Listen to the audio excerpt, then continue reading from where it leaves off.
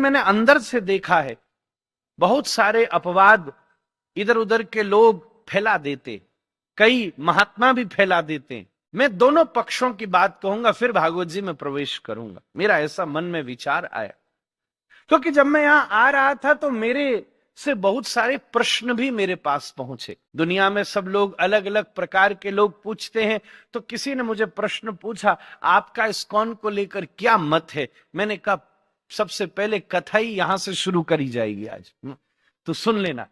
देखिए, हर चीज में अच्छाई और बुराई होती है, वो अलग बात है। बहुत सारे लोगों ने एक अफवाह फैला दी, और जिन्होंने फैलाई वो शायद कभी किसी मंदिर में दर्शन करने भी नहीं गए होंगे ठीक से। एक बात फैल गई कि इस्कॉन की संस्था भारत से धन इकट्ठा करती है और विदेशों में भेजती है। भारत, इस बालक को सौभाग्य मिला है, जैसे इस मंदिर के निर्माण से पहले मैं आपकी सेवा में आ गया, ऐसा कई और जगह भी मुझे अवसर बना है। अफ्रीका में एक छोटा सा देश है, साउथ अफ्रीका के पास बोट्सवाना, वहां मंदिर के निर्माण में असुविधा थी। मेरे पूज्य पिताश्री ने जाकर वहां कथा का आयोजन किया, और उस एक कथा में उस सारी व्यवस्था की गई जिससे उस मंदिर का निर्माण पूरा हुआ। अभी भी वहां कृष्ण बलराम का सुंदर मंदिर है, बहुत सुंदर। आप जाके इंटरनेट पर देखिएगा। कई सारे महात्मा और भीतर के क्रमों से मैं जुड़ा हुआ हूं, और मैंने उसमें तो ये पाया कि यहां से बाहर ले जाने की बात छोड़िए, बल्कि इस्कॉन एक बहुत बड़ी ऐसी संस्था है जो दुनिया भर से बहुत अत्यधिक धन विविध माध्यमों से मंदिर आदि और सेवा आदि कार्यों के लिए भारत में लेकर आती है। महाराज, ये बात उल्टी है।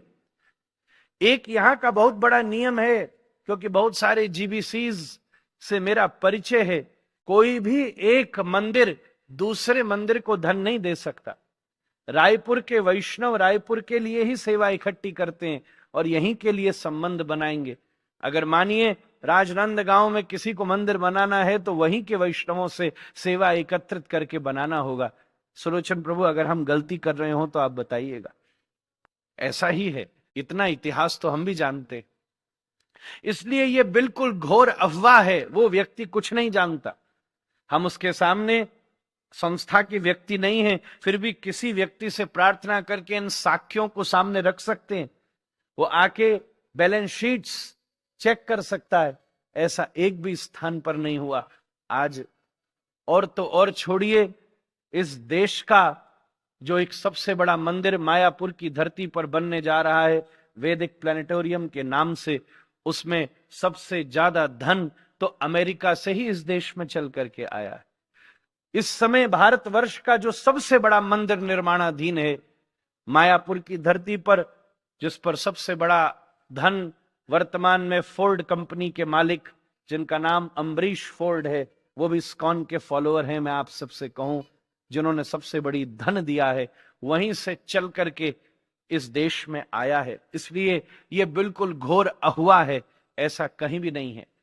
दूसरे नंबर की बात सबसे महत्वपूर्ण यह है, भैया किसी ने पूछा इस्कॉन हिंदू संस्था है कि नहीं है, क्योंकि यहां पाकिस्तान में भी इस्कॉन का मंदिर है। आपको मैं कहूं तो मुझे याद है, एक बार अफ्रीका में मैं और पिताश्री यात्रा कर रहे थे।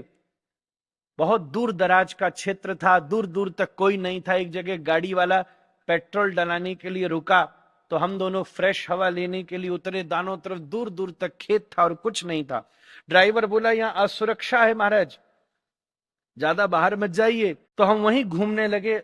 बड़ी शांति थी, पर हमको बड़ी दूर से हल्की हल्की करताल की और मृदंग की आवाज सी आ रही थी।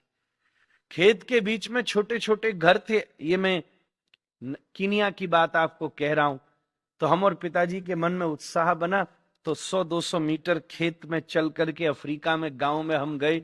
जैसे उस घर के अंदर घुसे, हमारी तो आंखें चौंक गई। सामने भगवान जगन्नाथ बैठे थे और 4 अफ्रीकन लोग बैठे हुए तिलक कंठी लगा के हरि नाम संकीर्तन कर रहे थे। ये हमने अपनी आंखों से देखा। इसलिए भैया, आज बड़े बड़े क्रिश्चियंस, बड़े बड़े और धर्म फॉलो करने वाले इस्कॉन की संस्था से जुड़े हैं। हिंदू हैं कि नहीं है ये बात छोड़िए, मैं तो ये कह सकता हूं वो सभी पूर्ण कृष्ण भक्त हैं। अब कृष्ण भक्त हिंदू होता है कि नहीं, इसका जवाब आपको ढूंढना पड़ेगा। अगर कृष्ण भक्त नहीं होता तो आप मत मानिए, होता है तो आप जरूर स्वीकार कीजिए। इसलिए भैया पूरी दुनिया में इस संस्था का स्वागत होना चाहिए। बड़े बड़े धर्म गुरुओं ने भी इसके प्रति थोड़े मतभेद रखे हैं। और मैं एक बात, ये तो रही दुनिया वालों की बात, पर मेरी व्यासपीठ स्वतंत्र व्यासपीठ है, किसी की गुलाम नहीं है, और व्यासपीठ स्वतंत्र ही होनी चाहिए। इसलिए आज ये जो दुनिया में वातावरण पड़ा है उसके पीछे थोड़ा बहुत कहीं ना कहीं मुझे कान पकड़ के और हाथ जोड़कर मैं निवेदन करूंगा, कुछ उसका कारण कुछ इस्कॉन की भी कुछ पॉलिसीज हैं। सुलोचन प्रभु मुझे क्षमा कीजिएगा, पर मुझे दोनों तरफ की बात करनी चाहिए।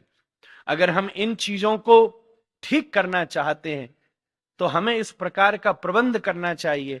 अलग अलग संप्रदाय के महापुरुषों को पूर्ण सम्मान के साथ निमंत्रित करके अगर वो दर्शन करेंगे, यहाँ के वैष्णवों को देखेंगे, यहाँ के धर्म, रेदर देन कि हम केवल ऊपर नीचे देख करके।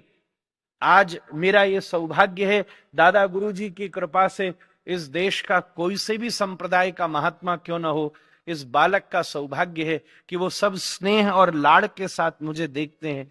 और यही हम लोगों की सबसे बड़ी उपलब्धि है। श्रीमन महाप्रभु ने किसी को नामों से नहीं बदला। जो भारती थे वो भारती रहे, जो भट्ट थे वो भट्ट रहे, जो जिस स्वरूप में थे वो उसी स्वरूप में तद्वत रूप में अवस्थित रहे। चाहे वो माधवेंद्र पुरी हों, वो पुरी थे तो पुरी रूप में ही रहे, क्योंकि ये कोई सांप्रदायिक स्थापना का स्वरूप नहीं है, वो यथावत कृष्ण भक्ति को प्रदान करना था। इसलिए अगर मेरा ऐसा एक सुझाव है, जैसे आपने उसका पहला कदम उठाया है, बहुत सारी दुनिया में तो इसी बात का आश्चर्य होगा कि एक राधा रमन जी का गोसाई इस्कॉन के मंदिर में भागवत सप्ताह कैसे कर सकता है। ये भी इस्कॉन के इतिहासों में एक बहुत बड़ा इतिहास है। उसकी पॉलिसी के अनुसार तो ये भी अलाउड नहीं है, हम बात जानते हैं, और इस चीज को हमें कोई तकलीफ भी नहीं है। हम तो पूरी दुनिया में जहां होते हैं पता करके इस्कॉन का दर्शन करने जाते हैं, चाहे वहां कैसा भी व्यवहार अलग अलग कभी कभी हो जाता है। मैं भी स्वयं कह रहा हूं, ये छोटे से विषय के ऊपर अगर ये संस्था विचार करे, कभी अवसर बने तो शंकराचार्यों को, मध्वाचार्यों को, कभी अवसर बने रामानुजाचार्यों को, रामानंदाचार्यों को पूर्ण सम्मान के साथ हम बोलने दें न बोलने दें, क्योंकि भारतीय पद्धति थोड़ी सी भिन्न है। जो विषय अमेरिकन के लिए है वो वहां ठीक है, जब हम विषय को इटली में ले जाते हैं तो इटालियन भाषा में बोलते हैं, स्पेन में ले जाते हैं तो स्पेनिश भाषा में बोलते हैं, तमिल में ले जाते हैं तो तमिली में बोलते हैं, अंग्रेजी में ले जाते हैं तो अंग्रेजी में बोलते हैं, हिंदी में ले जाते हैं तो हिंदी। तो इसी प्रकार से देश के अनुसार भी थोड़ी सी व्यवस्था का अनुभव होना चाहिए। हमारे यहाँ के श्री नित्यानंद परिवार, हमारे यहाँ का श्री हरिदास परिवार, हमारे यहाँ का श्री गदाधर परिवार, सबसे पहले तो गौड़िया को ही किसी न किसी एक संदर्भ में, किसी न किसी एक स्वरूप में, ज्यादा कुछ नहीं तो केवल दर्शन मात्र करने के लिए हम, अगर ऐसी प्रभुपाद जी की आज्ञा है कि भाई मंदिर में सबका प्रवचन नहीं हो सकता तो हम उसका सम्मान करते हैं, पर कम से कम दर्शन तो सबका हो सकता है।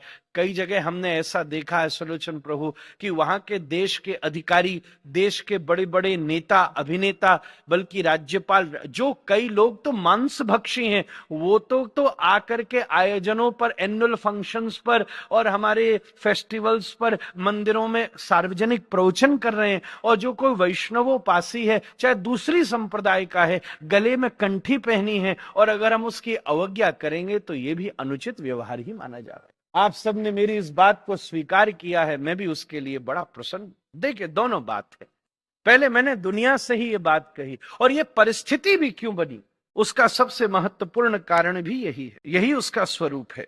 ठीक, हमको ऐसी सूचना दी गई कि श्रील प्रभुपाद जी के शिष्य परम पूज्य भक्त सिद्धार्थ स्वामी महाराज, जो कि यहाँ के प्रेसिडेंट भी हैं, जिनके सानिध्य में प्रभुपाद जी के आदेशानुसार इस मंदिर का निर्माण हो रहा है, उनका जन्म स्थान यहीं का है, सो हम उनको भी बारंबार प्रणाम करते हैं।